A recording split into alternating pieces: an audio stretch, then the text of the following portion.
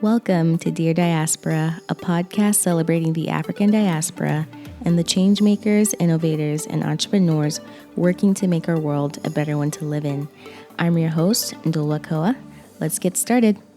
Welcome to season 3 of the show. I am so excited to be back with brand new episodes of Dear Diaspora. If you're a new listener, thank you for tuning in. Be sure to follow the podcast on social media at Dear Diaspora for updates, special announcements, interesting content from across the African diaspora, and much more. Thank you so much for tuning in to episode 51 of the show. I am so excited to share this conversation with you all. I had the pleasure of interviewing the Doing Good Work in Africa team. Doing Good Work in Africa is a new program that's connecting brilliant and super innovative university students to Africa-based companies, public entities, and nonprofit organizations working to address challenges at the grassroots level by implementing impactful and scalable initiatives. For a student that's looking for ways to engage with the continent in an impactful way, this is the episode for you. Tune in to hear from Doing Good Work in Africa founder Ola Eregbogbo and Doing Good Work in Africa fellow Adaeze Okorie.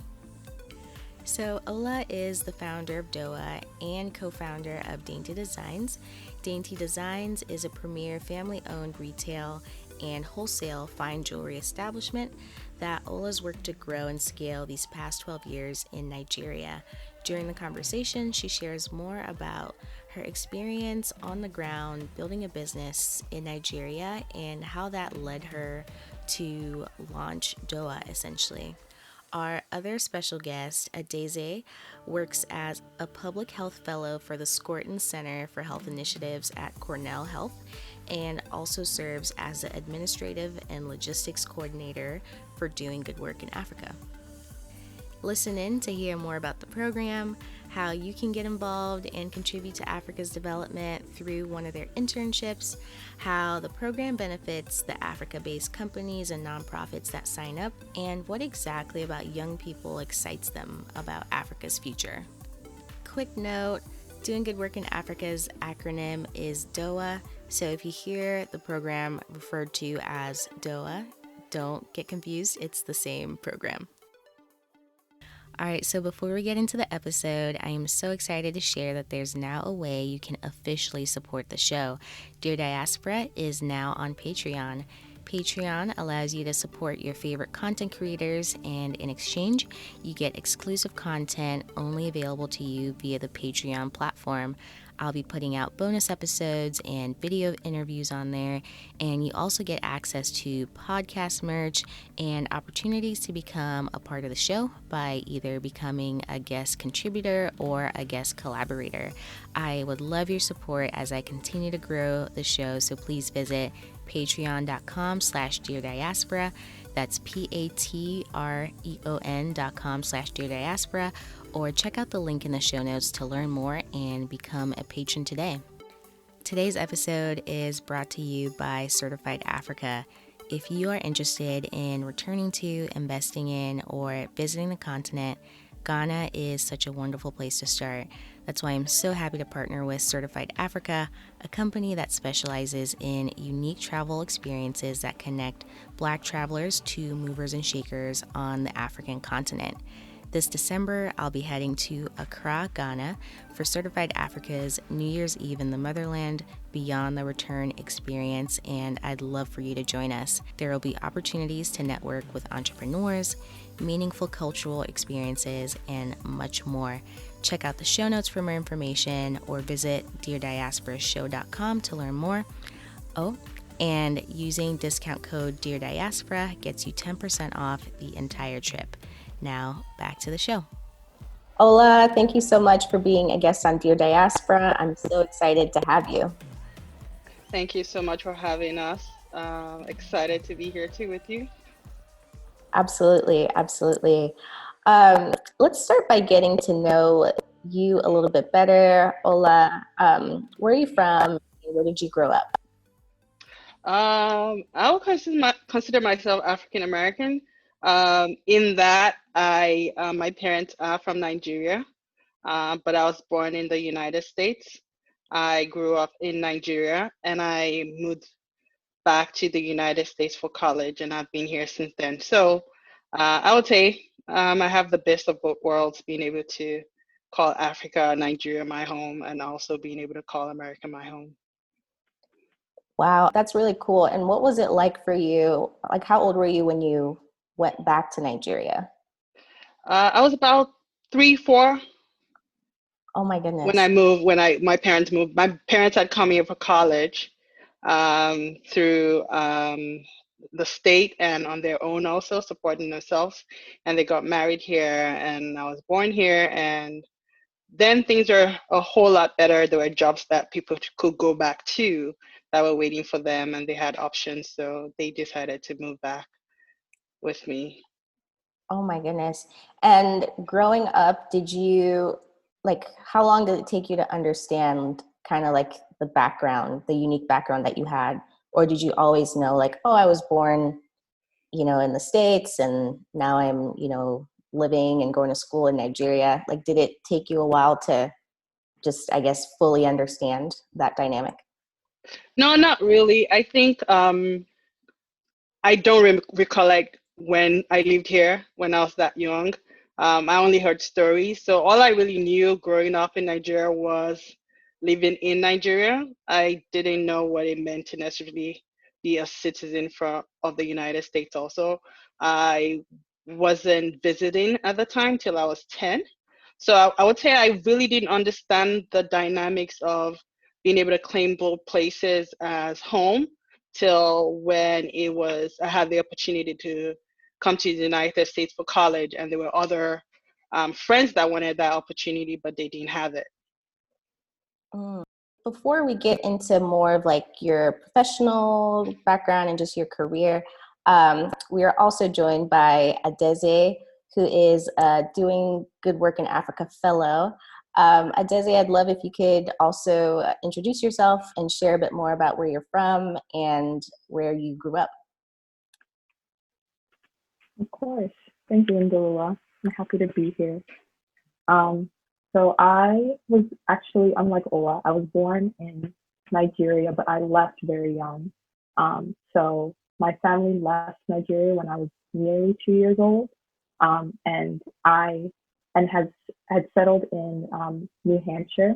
We lived there ever since. That's where I grew up, and I actually haven't been back to Nigeria since moving from there.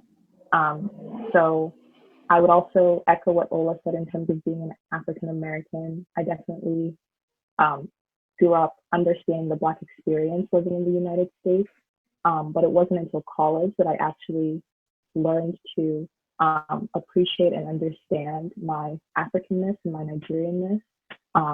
When I came to college, I got connected to a lot of African youth here, and being submerged in that community gave me a very supportive space to understand what it means to come from Nigeria, which is not something that I had growing up in New Hampshire, which is like a very predominantly white state. I can totally relate to that. I grew up in Omaha, Nebraska, so lots of the same experiences. Awesome. And so, Ola, I'd love to hear more about just your professional background and what led you, I guess we'll build up to what led you to getting started with doing good work in Africa, or DOWA. So I would say I came to the United States for college. I had no clue what I wanted to study. Really, I think I was drawn to people, so I thought that meant being a medical doctor. And I kind of worked towards that. And then there was a computer science boom where everybody was studying computer science. And I decided to go that route. Also, till I had a couple of opportunities that made it clear to me that that wasn't necessarily what I wanted to do. So anyways, I went into project management, working in corporate world, corporate America after I graduated. But I would say I fell into my profession. I fell into my profession actually. And I usually tell people that when you're trying to figure out what you want to do, look around you and see what resources are available to you or to the network around you. So my mom, even though she had a 9 to 5, she had dabbled or worked in selling or retailing fine jewelry. And that's really how she and my dad were able to bring us up and support us financially through that supposedly side gig. And so it was quite lucrative for her. And I and my siblings would help her during the times we were in Nigeria. So it was a business that I'd grown over the years, that I'd come to understand. I'd taken trips with her to different parts of the world. So there was an opportunity, things were getting better in terms of security in Nigeria. And we talked about what it would be like to have a storefront in Nigeria. And the more we talked about it, the more it looked like it could be possible. But that would mean I would have to quit my job in the United States and actually move to an extent to Nigeria. And we planned it out. And that's what I ended up doing. I ended up quitting my job. This was an opportunity to build a brand from ground up in an emerging market, a place that I'm familiar with in terms of being able to grow up there. But I didn't necessarily understand the terrain in terms of marketing and branding and so on. So it was a unique opportunity, and I decided to fall into it, as I would say. So that's basically what I've been doing for years now as my profession. I've been shuttling back and forth between the United States and Nigeria, where the retail business is located, and we've grown over the years to several locations and building the brand year by year. Wow, that is incredible. Would you say you were nervous when you first had to quit your job in the US and move back? I think that, yes, there's always, I mean, uncertainty, yes, definitely will make you nervous when you're taking a leap of faith, a new adventure. Here I was after working a couple of years in America and this is like an opportunity that a lot of people don't necessarily have, right? This is an opportunity to learn things that maybe you would have to go to, you have to take an MBA course to be able to learn it. So yes, definitely there was a lot of anxiety or feeling nervous, but it was also exciting that I was going to be able to do something different and new and in a different terrain too.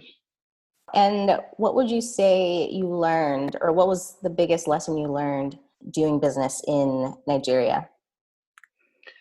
I would say a couple, actually quite a couple of lessons. It's definitely a different terrain, so there's no cookie cutter solution. Um, you can't implement the same things you would implement here in the US, and implement the same thing in Nigeria or any other part of Africa. But then, and I would say one of the biggest things, I guess that would be universal, even though the business is in Nigeria, is that your network is your net worth. I had to rely a lot on people, trusted people that had done my due diligence, my partner, and people that I've come across to kind of navigate Nigeria. It's a total different terrain. Things are done differently to be able to be efficient and to be able to grow a business. You have to rely on people that know how to navigate that terrain. Wow, thank you for that. And I guess let's switch gears a bit and move to DOWA, or Doing Good Work in Africa. What inspired you to get started with the organization?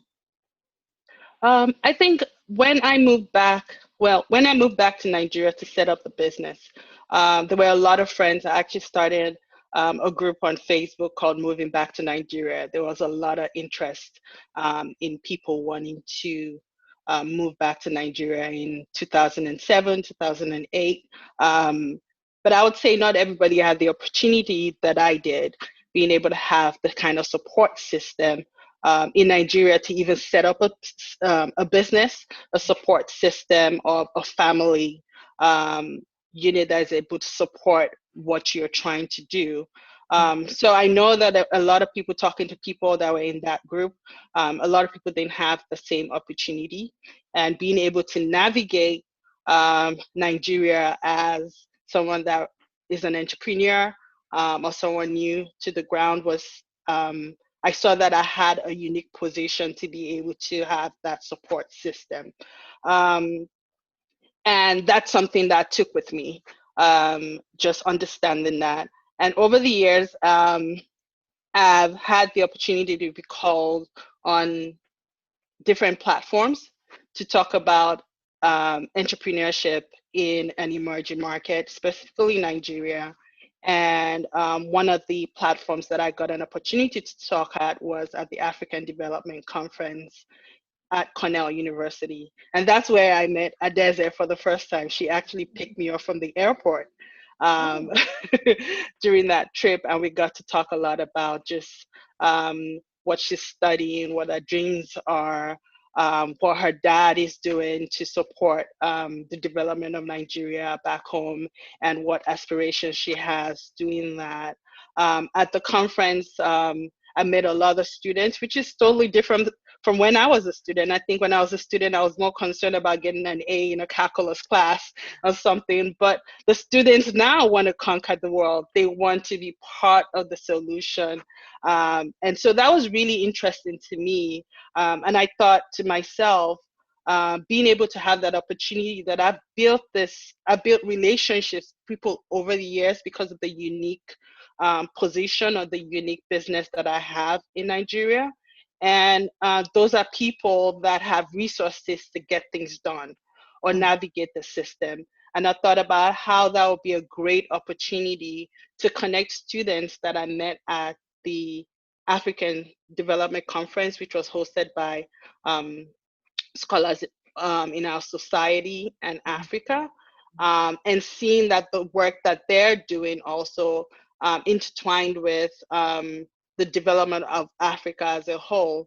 So I and my friend, who is a social and economic development specialist, started talking about what it would look like to have students connected with people on ground in Africa in different sectors, collaborating to work on solutions that are scalable and impactful, and finding ways of having students in the diaspora that have that yearn and that drive to infect even those on ground that are doing the work. Because when you're on ground, I have to tell you that you get very disillusioned after a while, that what you're doing might not be having as much effect.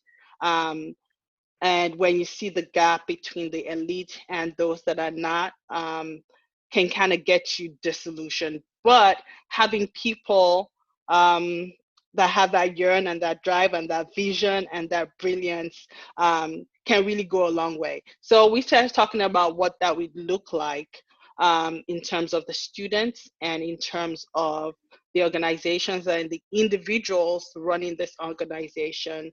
And what we decided to do after talking to the Nigeria in Diaspora Commission, particularly, was to run a pilot program where we had students from SOSA that were interested interning over the summer with organizations that are doing good, scalable, impactful work in Nigeria for the pilot program.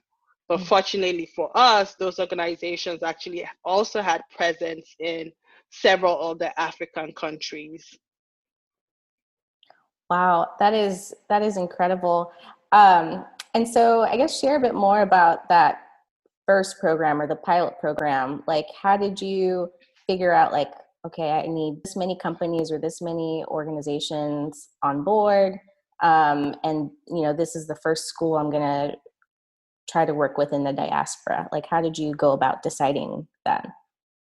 So we decided to talk to individuals and organizations within their network. I would say that in the last few years, I've intentionally um, gone uh, gone beyond what I would normally do to actually see what people are doing when it comes to innovation in Nigeria. So in the last 2 years, I'd recognized organizations and individuals that were actually doing this work. So it started from that. I recognized over the years of networking that there are actually people working in agro, in recycling, waste management, in tech, in so many different sectors, and they're doing good work. I mean, they have challenges of a lack of infrastructure, of issues relating to getting things done because of corruption. But because of the new wave of tech, some of those um, issues they're able to bypass in some ways. So I think in that regard, we recognize on the end in Nigeria or in Africa that there are individuals that are actually doing the work. And then we recognize that there are students that are actually interested in doing that work. So what we decided to do was to gauge the interest of the organizations and the individuals that head those organizations, and also gauge the interest of the students through the relationship we already had with scholars in our society, which has a presence on the Cornell University campus and several other elite campuses. And there was interest. Now, we didn't know the level of interest. Our first contact was Adaeze, because that was the first person I actually met at Cornell, and a few other students that are now our fellows. And we recognized that they were interested in it, and they felt other students would be interested in the program. So the pilot program was actually supposed to be on ground in Nigeria, with the blessing of the Nigerian Diaspora Commission. But then the pandemic hit. So, and we had to pivot and think about, re-strategize how we're going to move forward. So we decided to go the virtual route. It was interesting, but also because I do a lot of my work virtually, because I'm here in the United States a lot of most months in the year, even though I run a business in Nigeria. So with my employees, I tend to use a project-based approach with them. So we decided to use a similar approach since it was going to be virtual and students were interested in working virtually with organizations in Africa. And the organizations, they were a bit apprehensive because it was all new to them. I think people had worked virtually in the US, even though there was some resistance going into the pandemic. But in Africa, it's different. Like, they expect you to be there when you're trying to get anything done.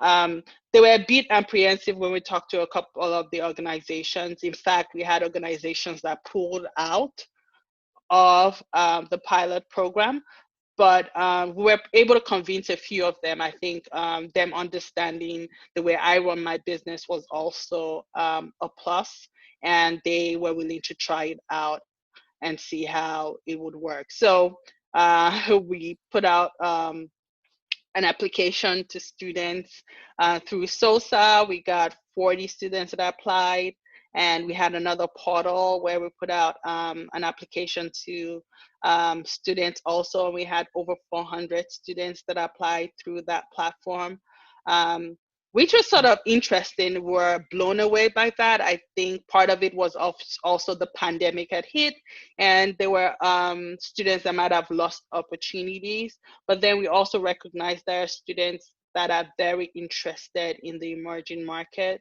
There are students that are very interested in the development of Africa. And so we had to narrow it down. And because it was a pilot program, we wanted to keep it small and measurable.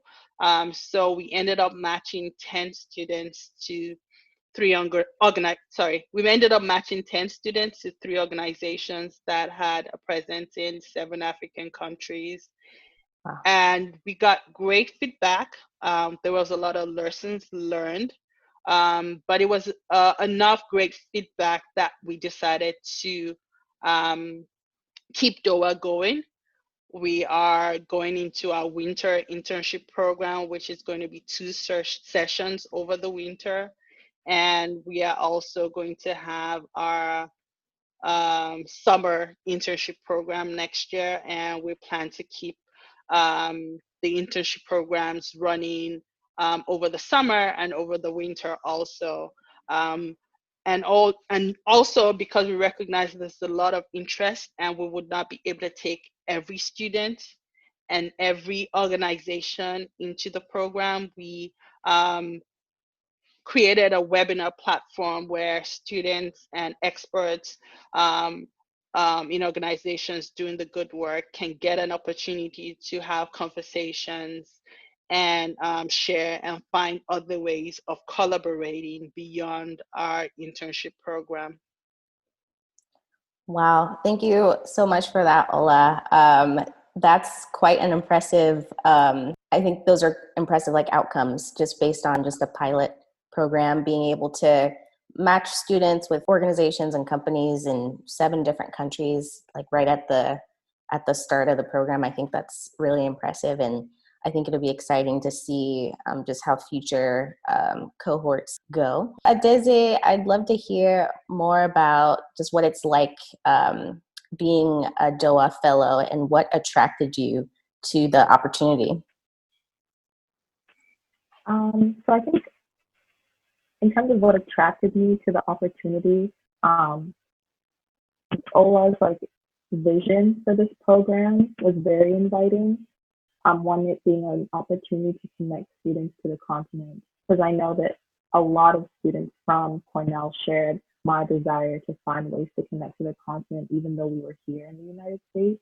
And this is just like a golden opportunity from my perspective. And having known Ola, very much being inspired by her too. When I was able to see her speak at the social conference, seeing her journey with her own personal business,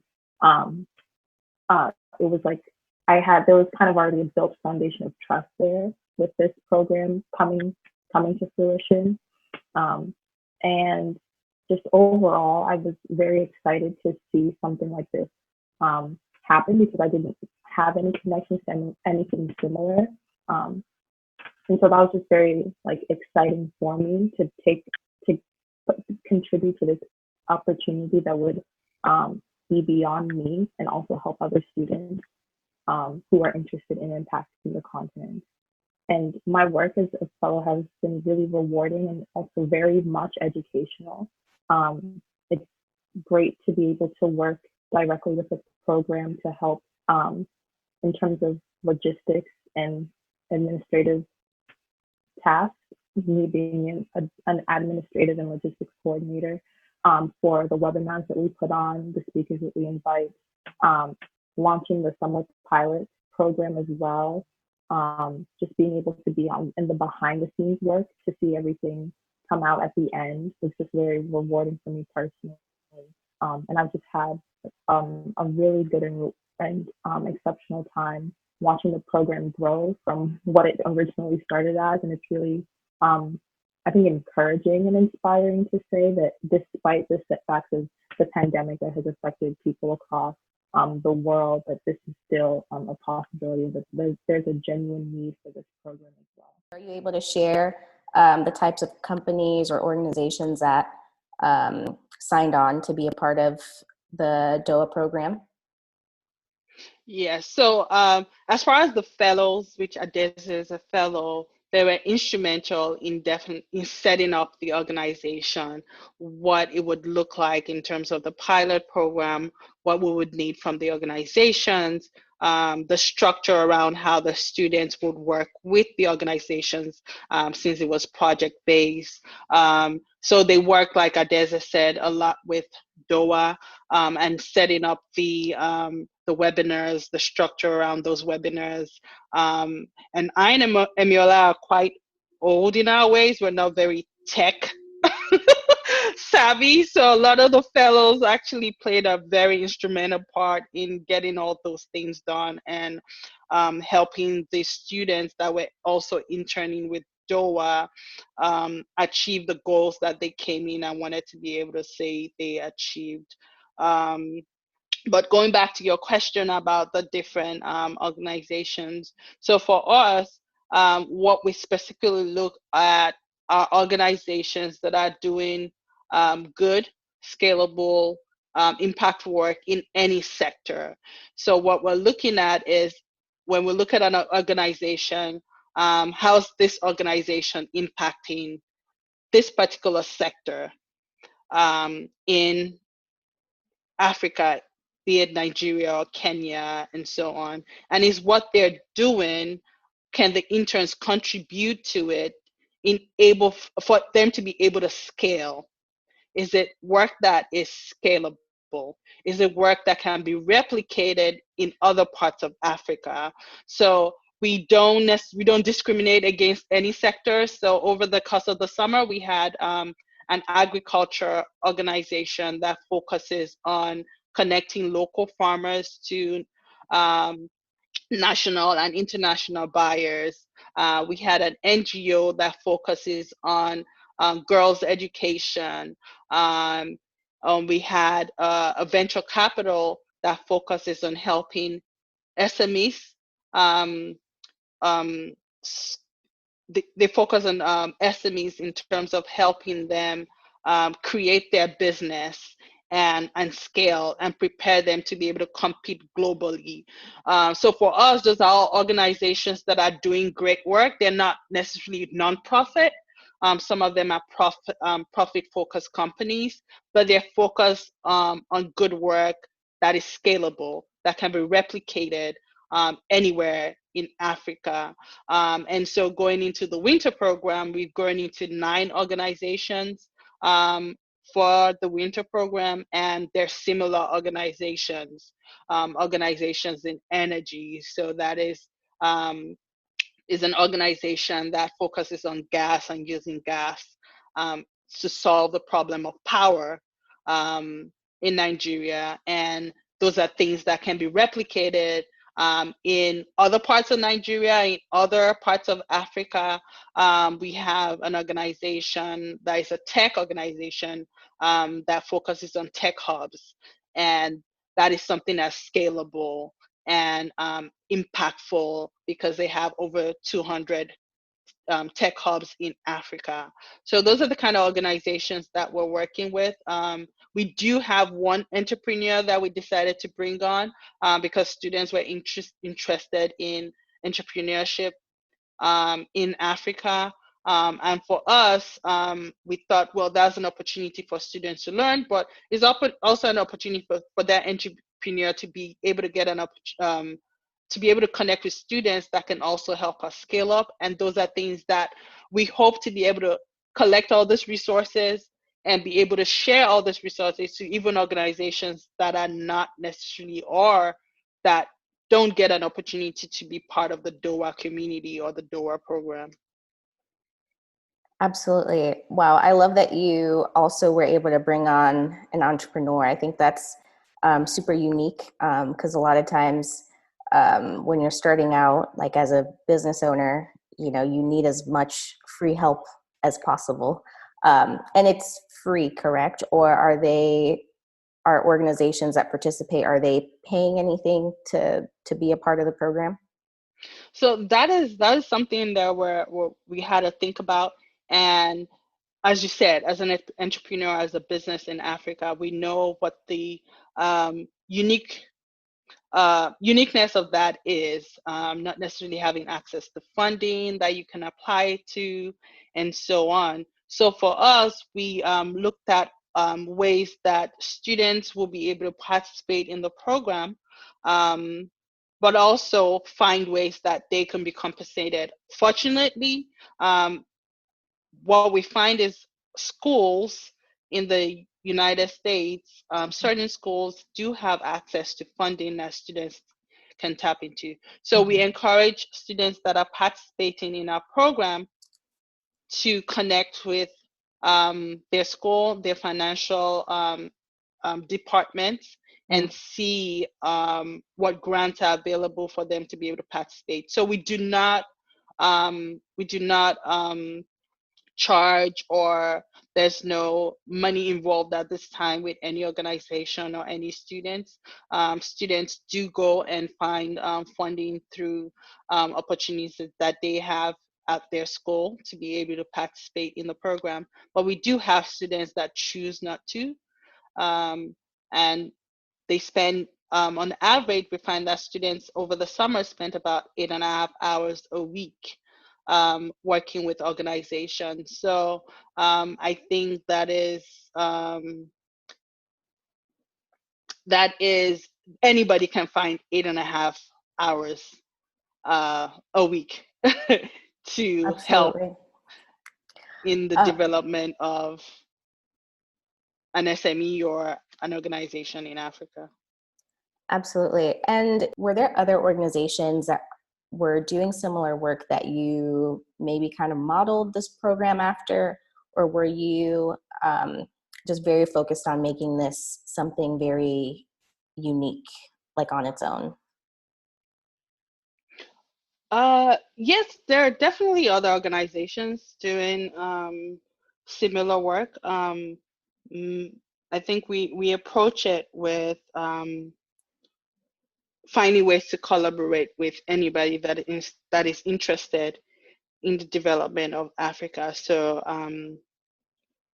reaching out to different people. And I think that's probably how we even connected, because I saw that you were doing work pertaining to the development of Africa. So I think I reached out to you via LinkedIn. I hadn't actually sent a message. I think we were probably thinking about it at the same time. Yes. And your message came in.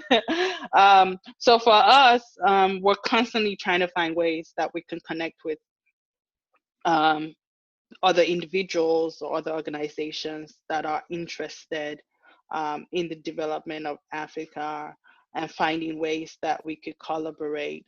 So definitely there are other organizations doing similar work. Some of them focus on just entrepreneurship. Some of them focus on just a particular school, working with a particular organization. I think the uniqueness of DOWA, if I'm to call it that, is that we are not focused on any particular sector. We're not focused on any particular school. We're looking and searching and finding ways to collaborate with anyone that has the same appreciation for seeing that human capital is a great way to help Africa develop, and it doesn't matter where that human capital is or who is coming from, and appreciates the fact that any sector or any organization that is doing this kind of work deserves or to be supported in getting that done, and understanding that you need people to you need to find ways to collaborate with people, not necessarily going to start off your own thing, but if somebody is already doing it, and I think that's our philosophy now, is if someone is already doing something, for us, it's reaching out to that person and seeing ways that we could work together, or we could share information that would benefit that other organization in getting their work done. Absolutely. I love that approach. And I think your LinkedIn page has that famous African proverb. It's like, if you want to I don't know if you can quote it. Basically, you go farther if you are doing something together and working with other people. So I love that you are all super intentional about just approaching everything you do that way. It's my favorite quote. It says, if you want to go fast, go alone. If you want to go far, go together. Perfect. Thank you for that. I was like, I was close, but that's super, super important and a really powerful proverb.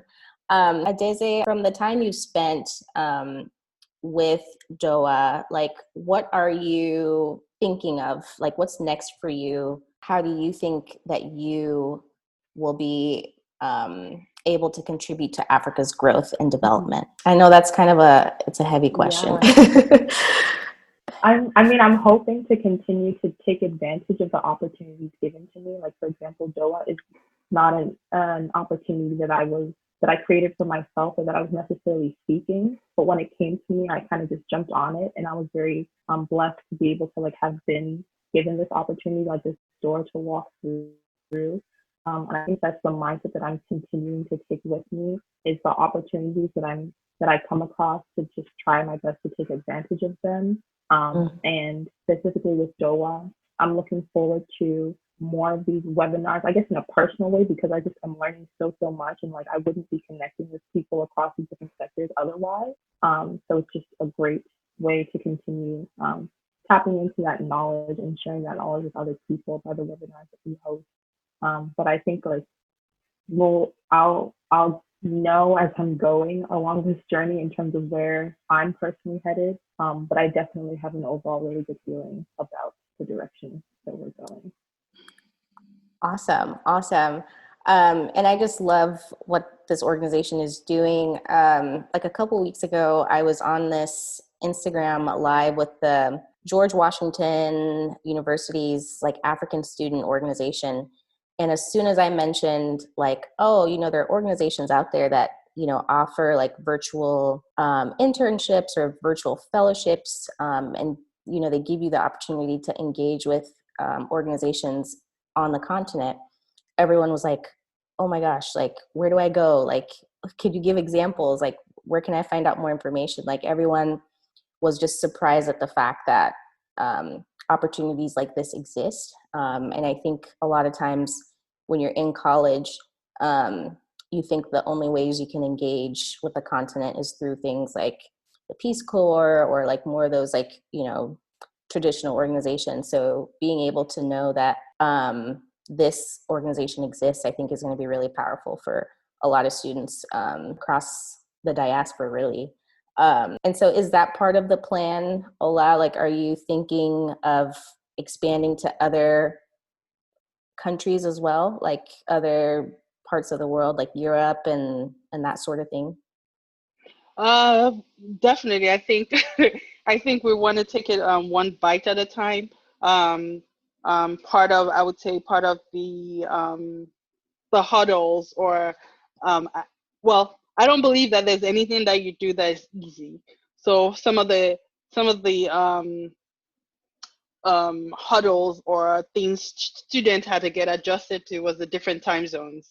So when you're in the United States and you're working with an organization that's in South Africa, it's a total different time zone. Yes. So now you have to figure out when you have meetings with your boss or your coworkers, or when you turn in that project and get feedback on it. So those are some of the things that the students had to deal with for the first time, even though it was virtual, and trying to manage their time as best as possible. I think I was talking to our program coordinator intern on Friday, and we're talking about getting a response from one of our partner organizations. And I said, you know what, it's best for you to send that email Friday night here, because it's the middle of the night in Kenya. And so she would get it first thing Monday morning, which would be the middle of the night here. So by the time you wake up, hopefully she will send you a feedback. So then we're not waiting into Wednesday if you were to wait to send that email on Monday. So those are the things that students had to navigate, aside from getting work done or getting a project done, is trying to figure all that out. Like, what's the best way to communicate with my boss? Is it WhatsApp? Is it Slack? Is it email? And then I'm working with maybe another intern that is in a different state also, and spending so much time on Zoom. So those are things we had to think about, just for the students that were part of the program in the United States. We have gotten a lot of interest from students in other parts of the world, other continents, in Japan, Wow. in Australia, in the UK. So that's something we definitely want to be able to have people from all over the world participate. We definitely don't see this being a virtual program only. We want to be able to have students that are connecting with organizations in Africa actually take that trip and go see what they worked on, see the results of what they worked on, or maybe spend a summer furthering the project that they were working on during the winter. Those are all things that we foresee for the future. We recently just got our nonprofit status, so that's exciting for us.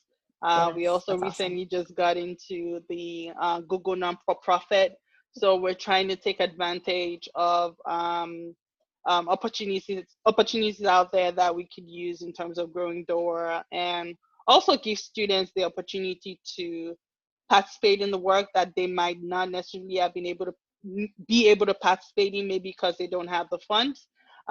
So even though the students that we're presently working with, some of them do have access to grants, we recognize that there are students that are not going to be able to have access to similar grants, and it'll be great to be able to offer those students some kind of a stipend in future. So those are all things we're thinking about and planning towards. Wow. Wow. I mean, thank you for all of the work that you both are doing. It's definitely needed. And I think when we chatted, Ola, I mentioned that I love that this is an African-led effort or organization. Because oftentimes whenever you see these sort of like exchange And programs. actually women led. I have Yes. to throw that into. Yes. African women led, because I think it just gives everyone a sense of like, I think Adaeze, you mentioned like you had that trust already based on hearing like Ola's story. Like you're not as like apprehensive as you would be with maybe like a white led organization, because I think a lot of times that gets a little murky because you're like, what are your intentions? Like, are you actually doing impactful work? Like, how are you treating participants in your program? Like that sort of thing. So I think this being like an African woman-led effort is, it's very good to see. Let's just say that.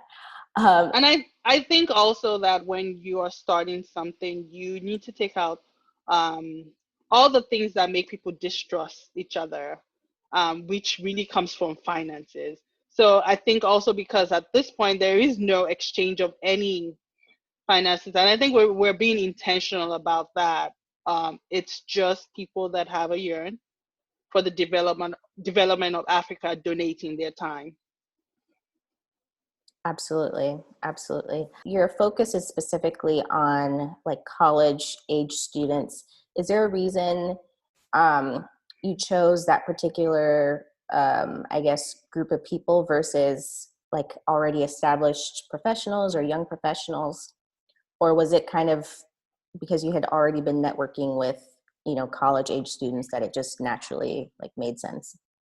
Yeah, so it was because, like I said earlier, like when you're trying to do something, I think look around and see what resources and network are available to you. And at that point, we had connected with SOSA, and we recognized their interest in what we were trying to do. And they had a platform, and they were interested in using that platform to engage with organizations that are doing the kind of work that we believe is helping in the development of Africa. So, but we do have professionals that have reached out to us. We do have professionals that are volunteering. We just haven't formalized it yet. So those are all things we're also looking at. So for instance, we have a lawyer that volunteers her time in reviewing all the documents that Adaeze and other fellows come up with, in terms of formalizing things between the students and organizations and us. We do have a PhD student that is helping to mentor students right now that is working on building, developing a work structured program for the organizations that are participating in the winter program. So we do have professionals that have shared interest in helping. We have a professional HR person that has contributed a time in helping us create material content for our orientation for students going into the winter program. We have a tech professional also that's helping us with certain tech things. So we do have professionals that have expressed interest, but we do understand that professionals they don't have as much time as students to participate in something like the internship program. Next year, we're looking at implementing something we call the advisory council, which would be mostly professionals, and that would be an opportunity for students that are actually interning through our program, being able to connect with people, professionals in the diaspora that are also doing similar work, is just in the United States versus in Africa, and then being a sounding board for students that are participating in the internship programs. So we do want help from everybody, but we're just trying to find structured ways for different groups of people. So what would you say excites you about Africa's future? And I'd love to hear from both of you. I think I mentioned earlier that I'd become so disillusioned to, I guess I'll speak to Nigeria on my trips, and just seeing that things were not changing, things were deteriorating. And I think I became intentional about networking in a different way. And I think it was more for selfish reasons. It was for growing my business at the time, to be honest. But then when I started networking, I wanted to meet more professionals that could be part of my customer base, right? And I started seeing what people were doing. I think I went to, I'll share one in particular. I went to a Google lunch event, and a friend of mine works for represents Google in Africa, that invited me to the event. And Google at that they launched 9 products, and they range from products that were, for instance, an app that you could use to take a picture of a sign in English, and it would translate it to a dialect in Nigeria, whether it's Yoruba or Igbo, or you take a picture of a page in a Bible and it would translate it to from English to Igbo to Hausa to Yoruba. And looking more into investigating a little bit more, there were several products that were launched that were specific to Nigeria in terms of solutions to problems or to issues people in Nigeria have. And I find that those products were actually built by Nigerians for Nigerians. What part Google played was giving those people that build those products the opportunity to have access to resources, to have access to training, to be able to gain the knowledge they needed, to be able to build those products. And I think I went for several events like that, from not just from Google, but from other organizations or startups. And I started seeing, like, you know what? Things can possibly change. I mean, the major problems that we have in Nigeria, maybe other parts of Africa, is the lack of infrastructure access for a lot of people, and corruption. But then I start to think about tech and think about tech in the hands of people. And I start to see ways that we could overcome the lack of infrastructure. We could overcome corruption. We could have things that are streamlined in such a way that there's transparency. And that actually brings a smile on my face, because that means, for me, when I think about an interning with an organization in Africa, giving that organization the opportunity to think differently about things, put more structure into that organization, that gives the organization a chance to see things clearly, and even help the organization grow in order to be able to hire somebody else on ground, or give them an opportunity to give back in their community. Thank you for that, Ola. So the future is bright. Absolutely, I agree. And Adaeze, I'd love to hear what excites you about Africa's future. So I think I would touch upon something that was shared in our webinar from yesterday about the role that the youth play in the development and shaping in general the continent. And the idea that I took away from that is that it mainly lies in the youth. And something that's very exciting to me is for our demographic, for young people in general. I think we've been able to see a lot of instances where young people are driving change in their communities, all over the world, but specifically in Africa. I think we can look at Sudan as one example, the Sudanese revolution and the years of youth leading political rebellion and demanding change from their government. And then also looking at Nigeria more recently with the NSARS movement.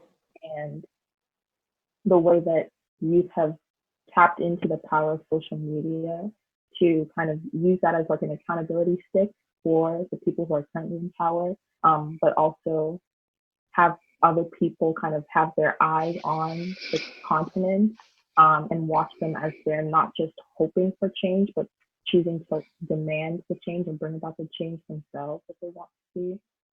So thank you both for sharing what excites you about Africa's future. And thank you both for being guests on the show. It was such a pleasure. Thank you so much, Njoa, for having us. Thanks for tuning in. Be sure to check out DOWAAfrica.org. That's DOWA Africa.org to learn more about the program and get the word out about the incredible work that they're doing. Today's episode is brought to you by Certified Africa. If you are interested in returning to, investing in, or visiting the continent, Ghana is such a wonderful place to start. That's why I'm so happy to partner with Certified Africa, a company that specializes in unique travel experiences that connect Black travelers to movers and shakers on the African continent. This December, I'll be heading to Accra, Ghana for Certified Africa's New Year's Eve in the Motherland Beyond the Return experience, and I'd love for you to join us. There will be opportunities to network with entrepreneurs, meaningful cultural experiences, and much more. Check out the show notes for more information or visit DearDiasporaShow.com to learn more. Oh, and using discount code DearDiaspora gets you 10% off the entire trip. The trip closes on Monday, November 30th officially, so if you haven't officially booked your trip, be sure to do so before it's too late. And if you have any questions, please don't hesitate to reach out via social media or at deardiasporashow@gmail.com. Thanks for listening to Dear Diaspora. If you like what you hear, please rate the show and leave us a review. If you really like what you hear, become an official supporter of the show by visiting patreon.com/deardiaspora. Appreciate you tuning in, and we'll talk to you next week.